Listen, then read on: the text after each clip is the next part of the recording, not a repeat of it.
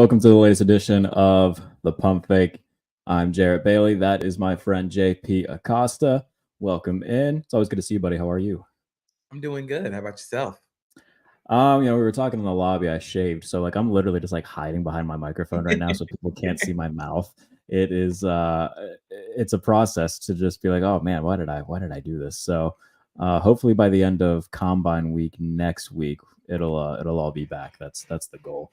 But it's been a busy, quietly a few busy few days around the NFL. Specifically, yesterday we saw certain teams make releases, some guys getting tagged, and the salary cap is going to be much higher than anticipated. So that helps out a lot of teams that were trying to figure out the penny pinching, to say the very least. Now they get a little bit more leeway and a little bit of help when it comes to getting back under the salary cap. But we'll start with a team who was just in the playoffs and then immediately eliminated and now having to make a lot of cuts to their roster. And that's Miami Dolphins, releasing edge rusher Emmanuel Ogba and cornerback Xavier Howard.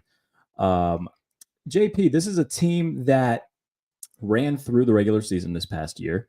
Hit a few hiccups in terms of, there were questions. Okay, are they going to be able to win a big game? Are they going to be able to beat good teams? They beat Dallas late in the year as kind of their quote unquote signature win. But once they get into the playoffs, they travel to Kansas City, and it wasn't really much of a competition.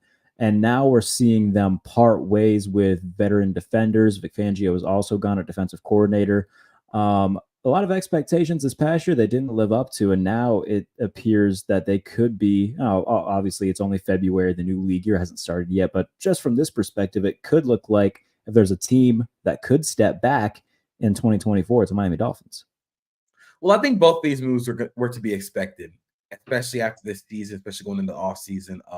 Emmanuel Ogba really just didn't play that much. I mean, after Jalen Phillips kind of broke out and after trading for Bradley Chubb, Emmanuel Ogba kind of became a fish out of water. He really didn't fit the scheme or what the defense changed to under Vic Fangio. He's more of a 4-3 end, and then he kind of had to change to being an outside linebacker. Even Andrew Van Ginkel got more snaps than Ogba, and then with Howard, he just got old. You could tell that the age kind of caught up to him. But I think this was kind of to be expected by the Dolphins because they have a lot of important free agents to try and re-sign. They have Van Ginkel. You got to try and re-sign Robert Hunt, who played really, really well. They have a lot of important things to get done on the docket this year, not to mention the Tua extension, which is going to push them back up against the wall because they've been operating without the threat of the rookie they've been operating this year and for the past few years under the rookie QB contract, and now they won't get that luxury. So now you're gonna have to pay Tua, you're gonna have to pay Jalen Phillips eventually, you're gonna have to pay Jalen Waddle eventually. So these are just signings to try and help them get back into the black. You got to try and get yourself out of the red number area, and this was kind of to be expected. Yeah, in terms of the Tua extension, I mean, is that something that you foresee them doing? Do you see, and what kind of money do you think that they're going to throw his way? Because I think it's fair to say Tua definitely, not a bad quarterback, but not in that echelon of, the elite guys of the league. So what's that number going to look like? So I think the first number that I thought of is the Geno Smith contract, which is 3 years, $105 million. But I think he's going to get more than that. I think he's going to get more years. I think he's going to get more money because now he has the threat of, I am close. I have two of the best, two of 10 best Dolphins single season passing yard records. I have played my best football under Mike McDaniel. I've thrown for over 4,000 yards each season. And this offense works a lot better with me in it, as opposed to a guy like Skylar Thompson or Mike White, who we saw run it last year, not to the same level of success. So he has that in his pocket. But the Dolphins can come back and say, yeah, well, it hasn't really led to much when it comes to playoff success and beating the better teams.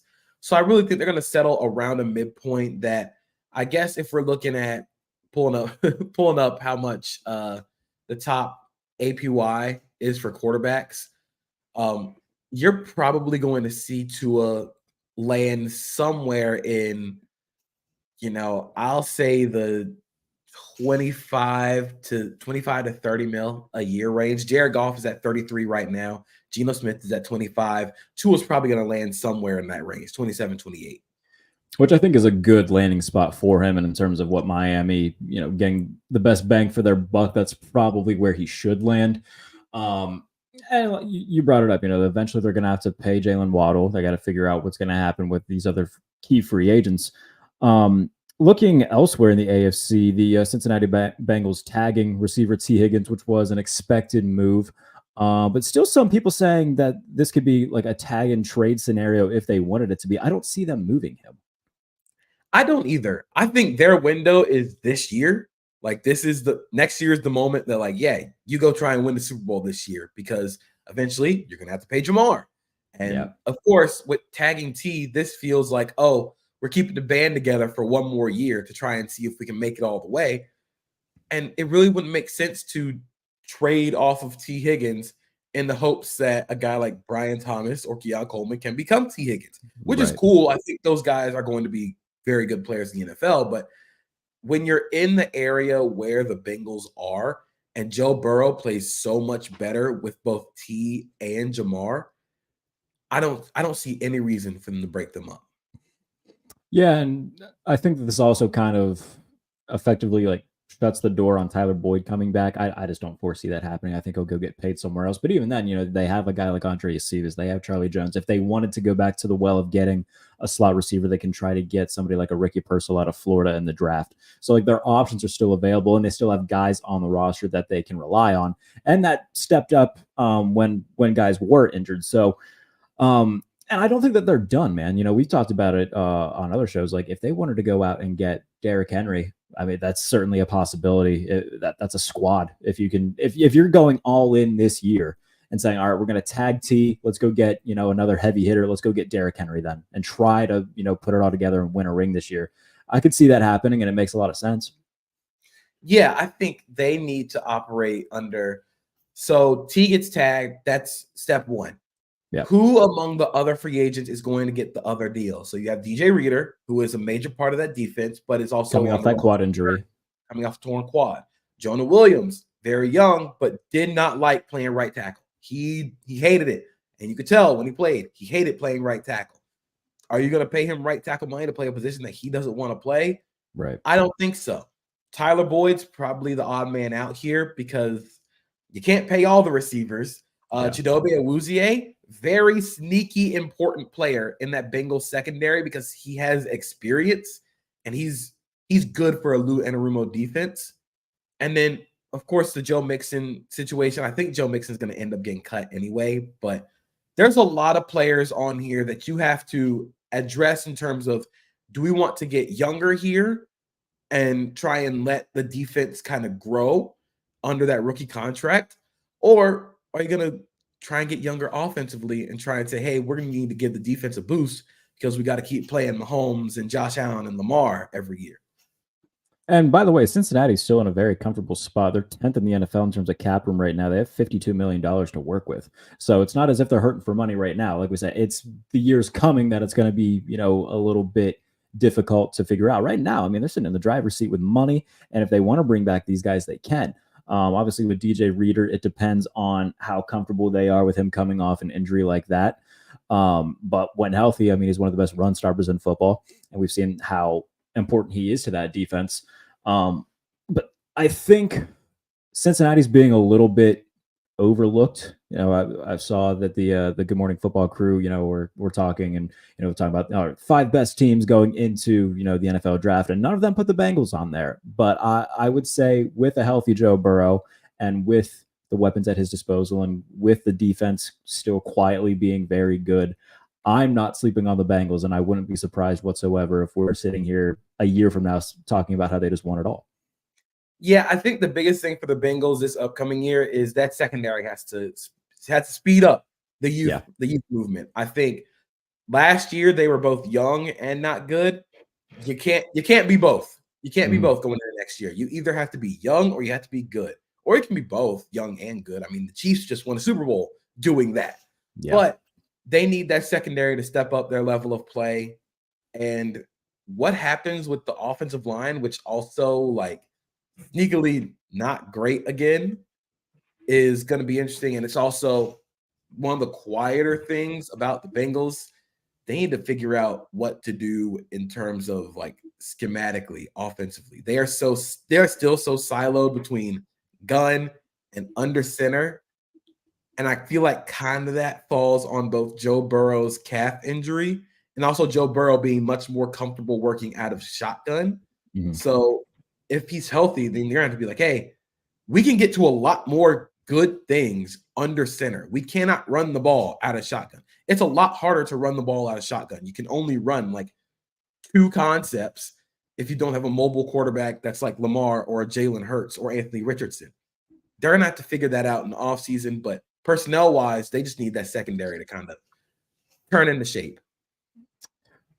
We'll stick with Super Bowl contenders in the AFC because the Bills currently have the fewest amount of cap room in the NFL. They're the furthest team in the hole right now at $41 million. Now, obviously, the cap being approximately $13 million more than expected definitely helps them out. But they have guys in their own rights that they're kind of attached to this year. They're not getting out of the Von Miller deal. So there's going to be conversations of, okay, do we let Jordan Poyer walk, which they very well might? Do we cut Mitch Morse, who will save a little bit over $8 million against the cap and try to get another center? There's going to be conversations that need to be had. There's obviously things that they can do. They can, restructure the deal with Josh Allen to free up some money. They can do the same thing for, they could do for Tyler Bass. They could do it for Ed Oliver. They could do it for a bunch of different guys to free up a little bit of money and chip away at it. But Buffalo, they're going to be there as long as they have that quarterback, but they need that. That's a team in terms of how they need to get better. That's a team that needs to draft better rather than add free agents better. They need to get younger.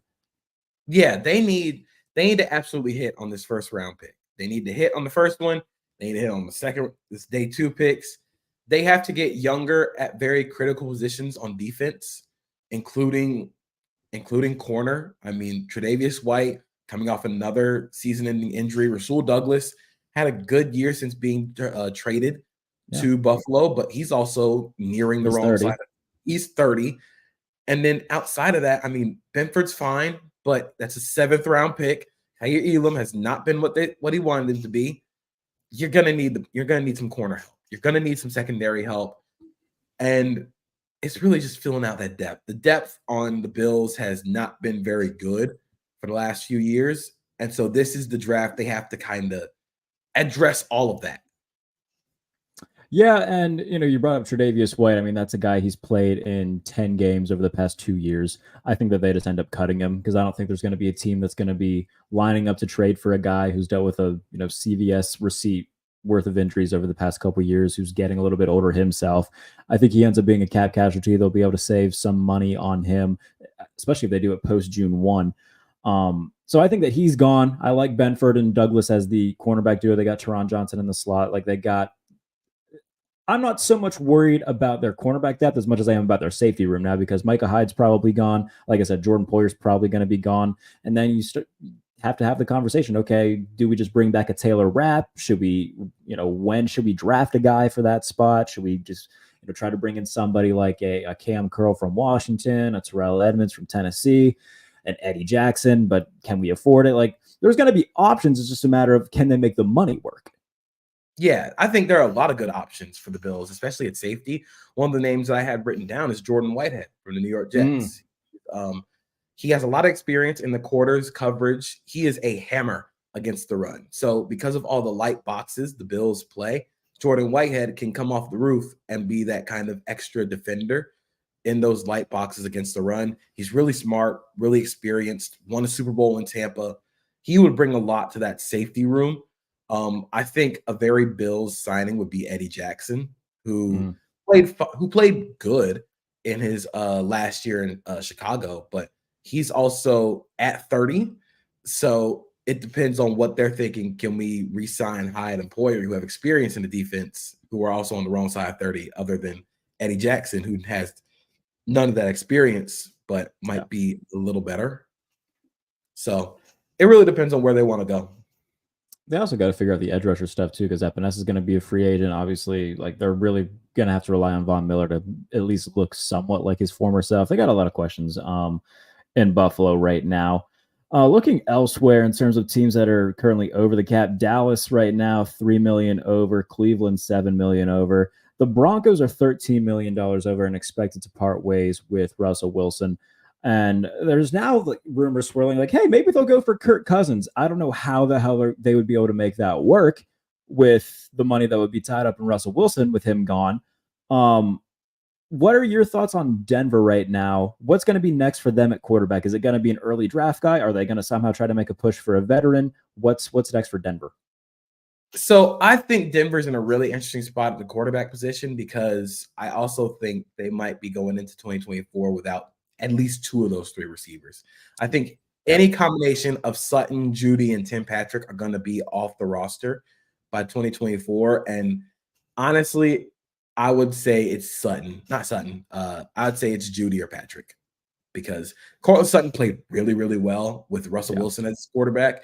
I think you want to keep that guy around, especially if you're going to bring in a young guy.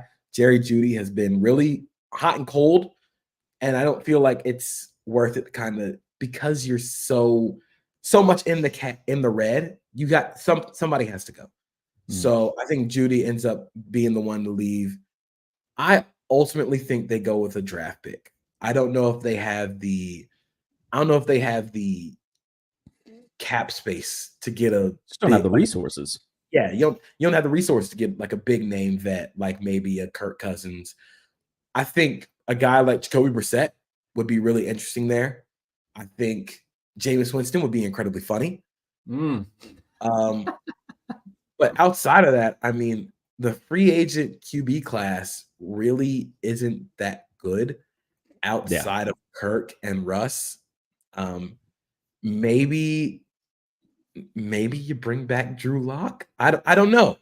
But I think they're going to go in with a vet and a draft pick. I don't think that draft pick's going to be a 12 though. I don't either. It wouldn't necessarily surprise me if they just panicked and were like, all right, Bo Nix, sure. But the Jameis thing's interesting. Obviously, him and Sean Payton have history. I think that would be at the very least, it would be fun. That there's worse than you can do the Jameis. Yeah, if you're gonna be bad and fun. But yeah, I think if they do draft a guy early, they trade up to do it. I think they don't sit and wait for the board to fall to them at 12. If they want a guy like JJ McCarthy, then you got to go trade up and draft him because I don't. Well, you think JJ McCarthy's going in the top 10?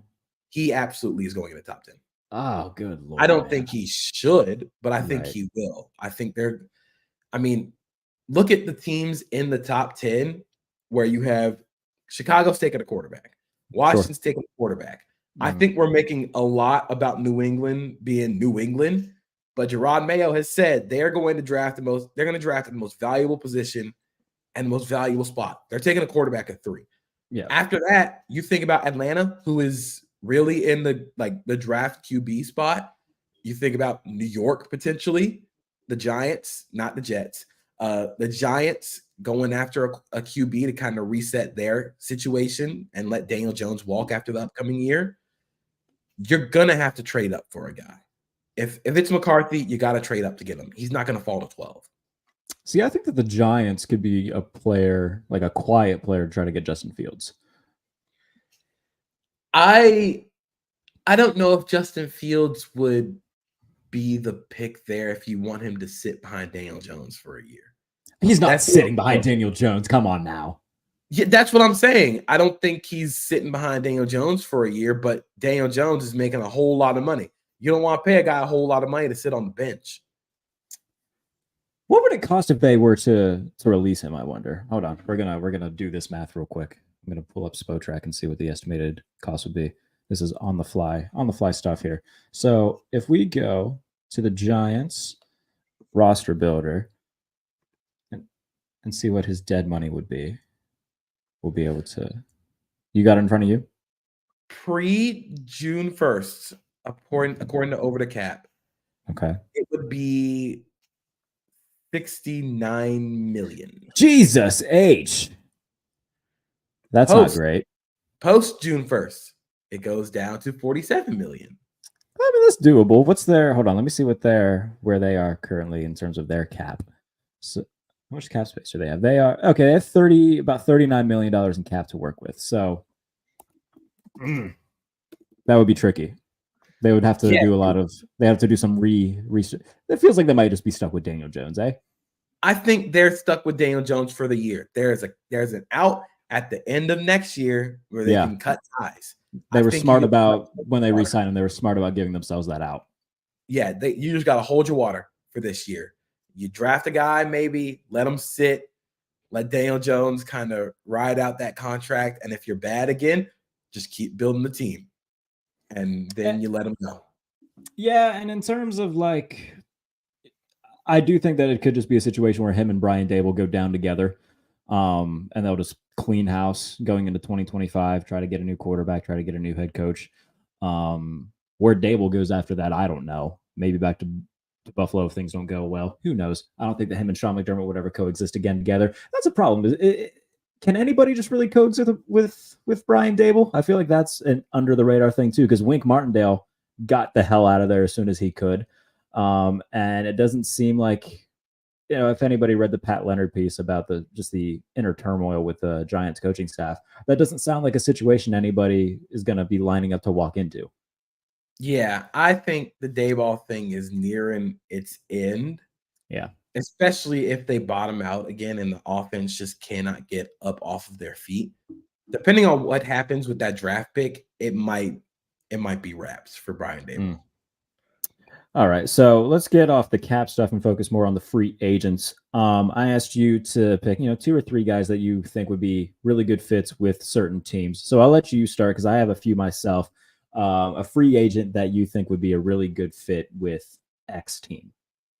I'm going to start with the Washington Commanders, and I'm going to go with Bryce Huff.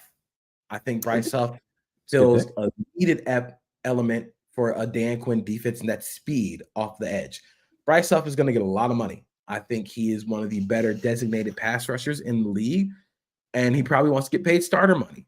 And I think Washington, with the amount of cap space that they have, and got a lot of money. Smith Williams as their pass rusher on the edge, you got to go add a speed element. And I think Bryce Huff is that guy.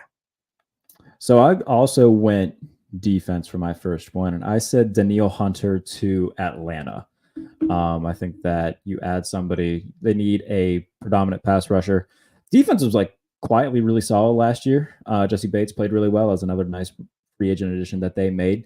And for a team like that, who was near the bottom of the league in sacks, you add a Danielle Hunter. If they add somebody in the draft, in the second or third rounds to kind of mold under him or just add for depth of the future, I think that adding someone like Danielle Hunter could really help their defense. And whatever quarterback's going to be there, whether it be Kirk, whether it be Fields, whether they draft a guy, have a really quality defense that they can lean on. And, if they get a good quarterback and if the defense takes another step forward, I think that they win the NFC South running away next year. This is a really interesting name to put with them. I really think that's a really interesting one. And I do think you add Danielle Hunter to the Falcons, he immediately turns up that pass rush. Yeah, man. It makes sense. It makes a lot of sense. But whatever's going to happen with Minnesota is going to be really interesting to watch this offense. They are quietly maybe the most fascinating team to watch because if they don't bring back Kirk, I know you think that they will, but let's just say, in the scenario that they don't, then we're talking about, okay, maybe they move up for a quarterback. Yeah, I mean, last year they were in on Anthony Richardson and wanted to trade up until they didn't have enough. Right. I don't think there's an Anthony Richardson in this draft class, though. So if they want to trade up for JJ McCarthy, good luck. But I think because this class isn't as impressive, I think you just roll with Kirk Cousins, who had the best year of his career before getting hurt in that offense. So I think you roll with Kirk, and that offense can very quickly be fun very soon. Let me see where Minnesota currently is in terms of money, if I can find it. So they currently have about $41 million in cap space. How much of that will be tied up into Kirk? I don't know. I mean, if he wants a deal that gives him around $40 million a year, they can do a lot of that as a signing bonus and take that hit down to like, I think last year his hit was only 27, 28. So they could do something similar to that, still have a little bit of money left over to try to bulk up the defense or whatever they decide to do. There's still moves to be made. Brian Flores did a tremendous job with that unit last year. It still needs, this wasn't a 1-year project. It still needs work. Yeah, that the defense still needs talent, and Danielle Hunter, Marcus Davenport, and DJ Wanham are all free agents, and DJ Wanham is coming off a season-ending injury, so that room has to be addressed somehow. All right, I will let you say your next guy.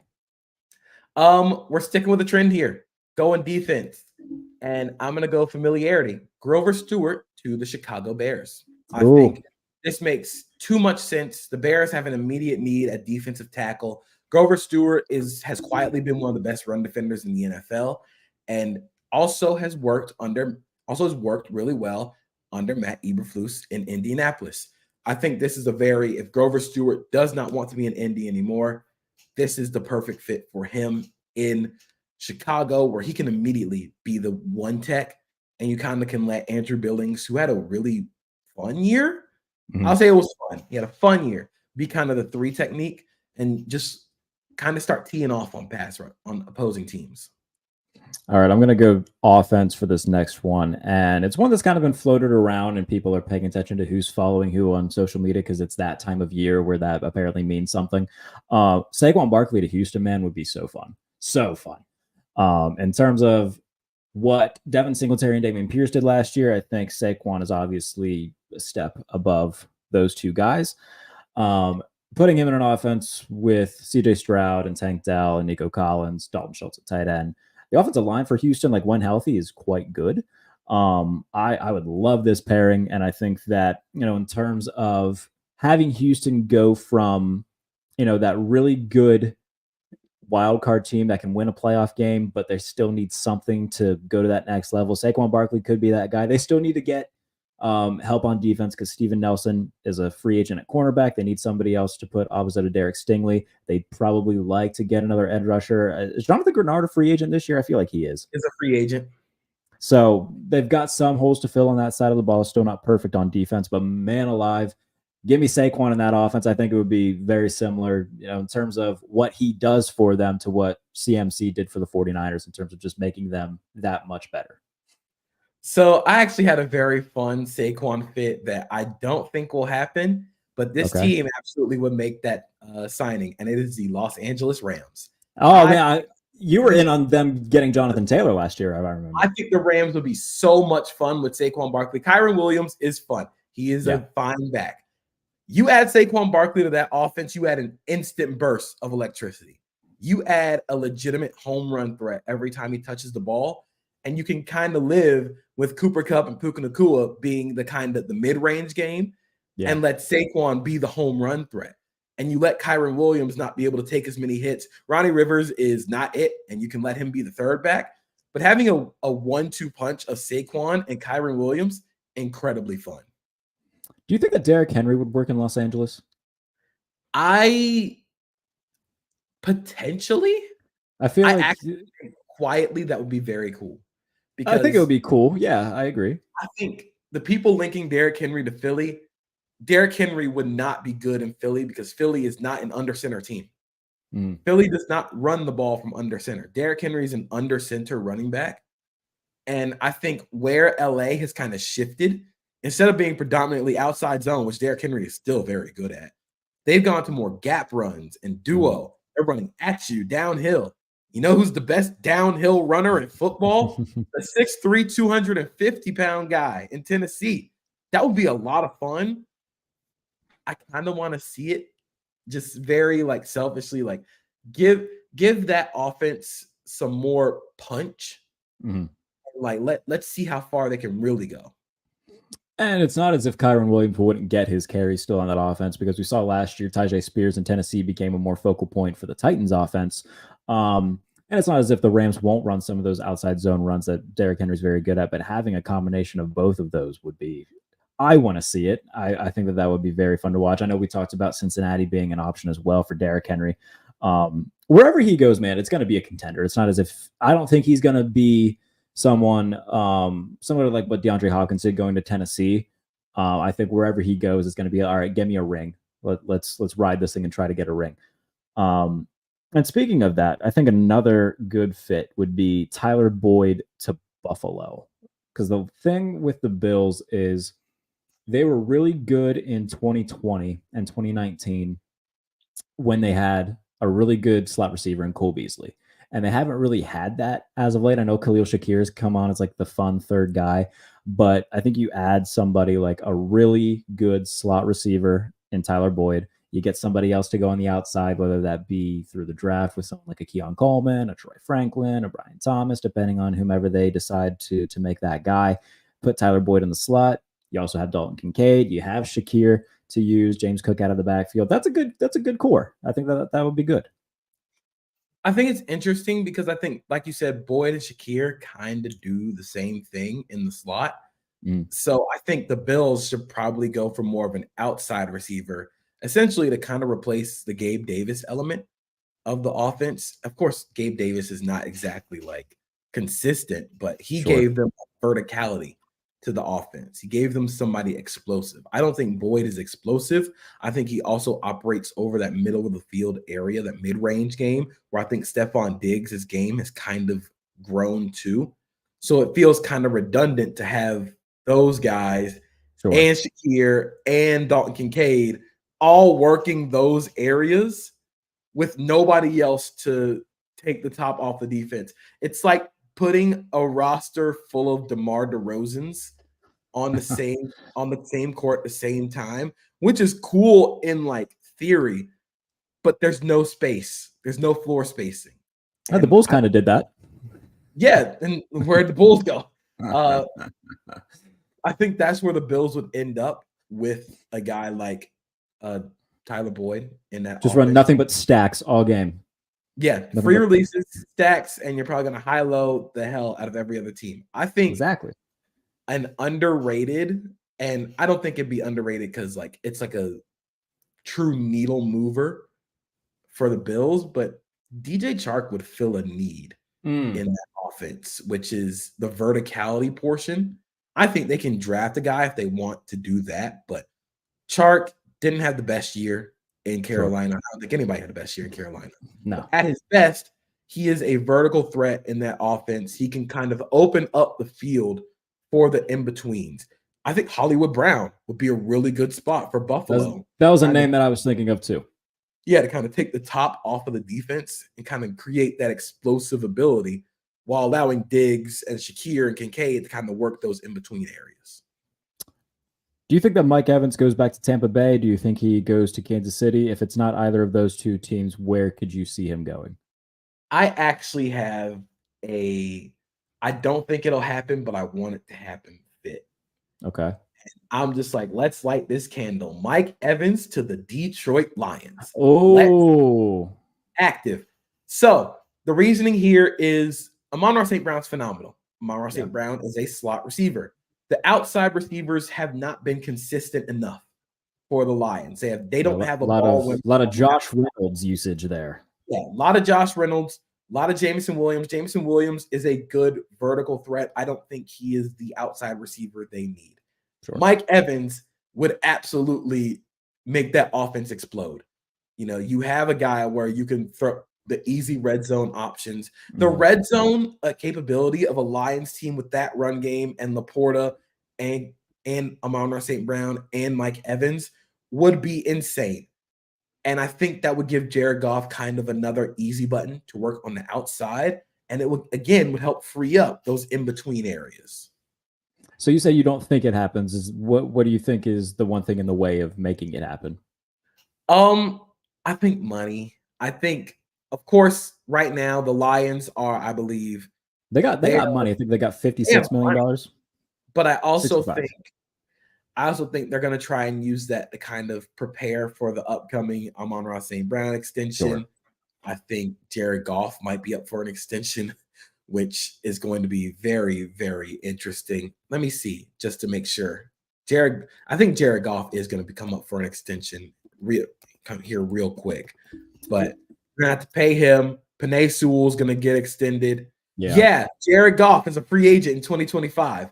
Well, That look at extension that. is happening this offseason, and that's what they're saving the money for.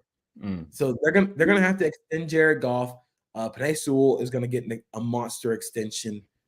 They have their money is tied up in the quarterback, and I don't think Evans would go that route if he wants to go like chase a ring.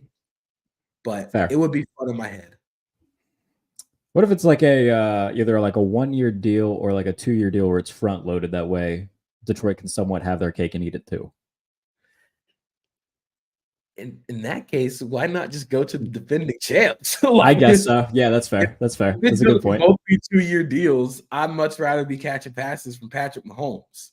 Valid point on all ends. Obviously, we'll have the entire offseason to talk about what does end up happening. New year kicking off in a little bit less than 3 weeks at this point. But as JP and I always do, we're going to have a draft, and it's going to be centered around Disney. We're going to draft Disney villains this time around. I don't think that's one we've done yet. I checked with you beforehand, and I couldn't find anything about it. Yeah, so we haven't done Disney villains. We haven't done Disney villains. We've done soundtracks. We've done soundtracks. I think we've just done Disney movies, like as a whole. But this one will be good. So we'll start with Disney villains, and of course, I'll let you go first here.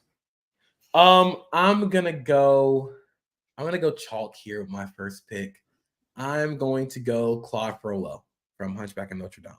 I think he is one of the best villains in Disney history. He's just not a good person. I don't think there's like a likable aspect of the character. Right.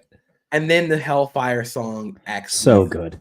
Phenomenal. So I'm gonna take Frollo at my first pick. Okay, I'm gonna go a little bit of chalk here too. I'm gonna take Scar from The Lion King. It's a easy pick. Killing his own brother, trying to banish his nephew, fighting with his nephew at the end. Just a great overall. I haven't watched Lion King in so long, man. I feel like that needs to be, especially like around this time of year, just kind of throw it on and appreciate that movie for what it is. Great movie.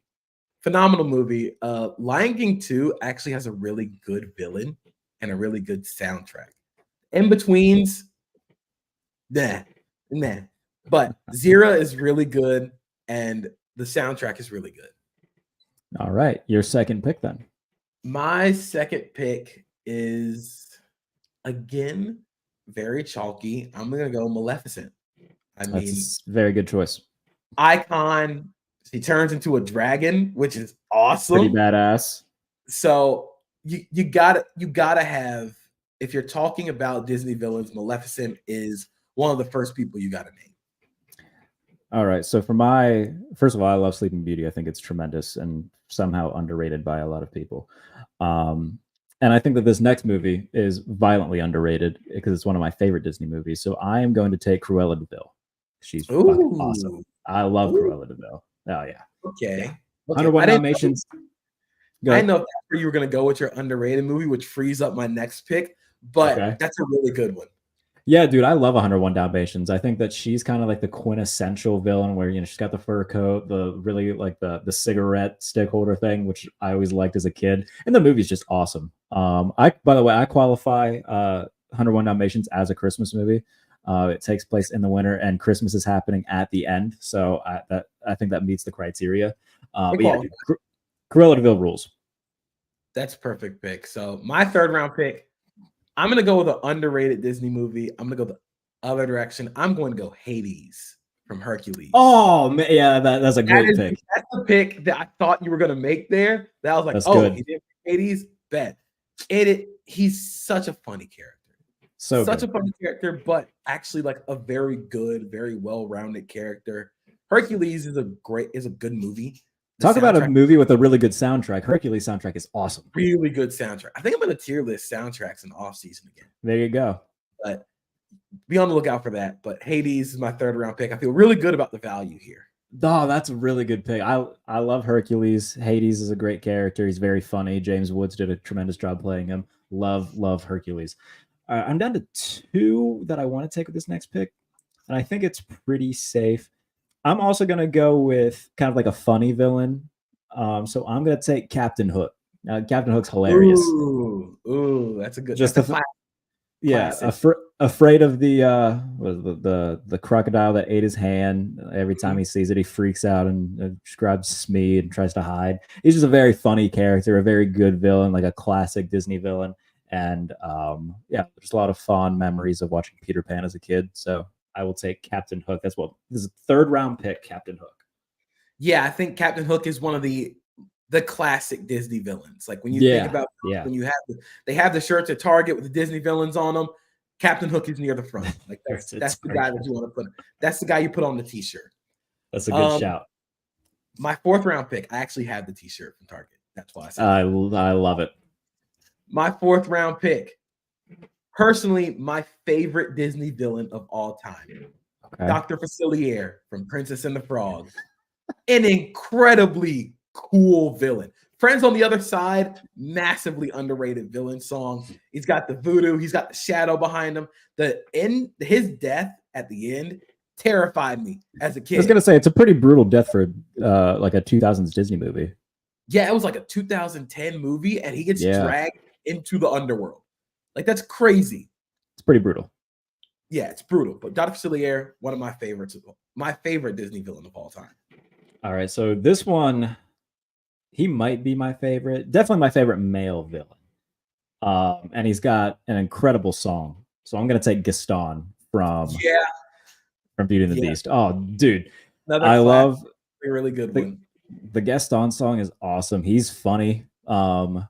Till the end when he tries to kill the beast, obviously. But dude, a funny villain that's also like the perfect amount of douche. He's great. Just a perfect Disney villain. Good song, good movie. So big Gaston guy. Yeah, that's another good one. Yeah, again, another classic villain. Like he is again on the T-shirt, and Gaston, phenomenal villain song. Absolutely. So we got one more pick apiece, and depending on how this goes down, we might do some UDFAs. But the floor is yours for your final one. I'm struggling between three here for my last. I also have a few that I'm like, I don't know. I'm really struggling because one of them is from one of my favorite Disney movies. The other two are kind of underrated. Okay. Ooh. I am going to go with Syndrome from with my fifth pick. That is a good shout. All right. Well, I like Syndrome. Incredible backstory for a villain. Especially a superhero, like a superhero villain. Like growing up idolizing the hero, and then the hero shows you that he's not really that much of a hero, so you become the villain to take out the hero. Very good. Quite some underrated funny scenes. A lot of really good funny scenes. When he freezes the Incredibles and he's like, oh, like he connects the dots.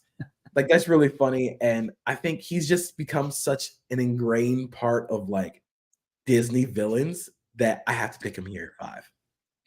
All right. So I think that there's one that I could take that's like definitely more, how do I want to say it? He's been around longer. But the one I'm going to take, like, he's just too fun. Like, he's just a quintessential, like, just, I hate him, but he's good. I'm going to take Chick Hicks. Dang it. That was going to be my UDFA. That was one of my generational hater. Yes, absolutely. Just a great villain, a car with a mustache. Like, he just looks like just an absolute tool. He's so funny and just an all-time hater. Big Chick Hicks guy. I remember a couple years ago, I made this. I sent out this tweet that said, "The King is Peyton Manning, Lightning McQueen is Josh Allen, and Chick Hicks is Aaron Rodgers." And I just have kept replaying that in my head every time Aaron Rodgers says something, and now I'm just like, "That's Chick Hicks. Chick Hicks would absolutely do that." So that's my connection with Chick Hicks outside of like being a great villain, an all-time hate. Yes, the other one that was. Continued to hate. The other one that I was debating was Jafar from Aladdin. Jafar's great. What was another one that you were kind of debating? I was debating Yzma from Emperor's New Groove. Okay. Callahan from Big Hero 6, one of my favorite Disney movies. And then my other one that I was debating outside Chick Hicks was Lotso from Toy Story 3. Oh man, that is a very good one. I didn't think about that. Oh, that's Like, good. evil, like evil little man. Yeah. Yes. Like, Oh, that's a I don't good know one. why they made him so evil, but like, dang. That's very good. Oh, yeah. No, lots of. Oh man, I forgot how good Toy Story 3 is. It's so sad. Like, Yeah. it's such a Yeah. sad movie that, like, oh, this felt like the end. Instead, they made Toy Story 4, which is fine, but Apparently Toy making Story, a fifth one. yeah, I saw they're making a fifth one. I have mixed feelings about it. Yeah. I had mixed feelings about 4, but 4 ended up fine, but Mhm. 3 felt like the perfect ending. I agree. However they do it, I'm still gonna watch it because all 4 movies so far have been really good. But I think that was one of the more well-rounded drafts that we've had, better than the Thanksgiving one where there was some internal conflict about what was it, stuffing? Stuffing, Yeah. mac and cheese. Yeah, that was the big one. Yeah. Okay. Good stuff. Yeah. What can everybody check out from you on SB Nation?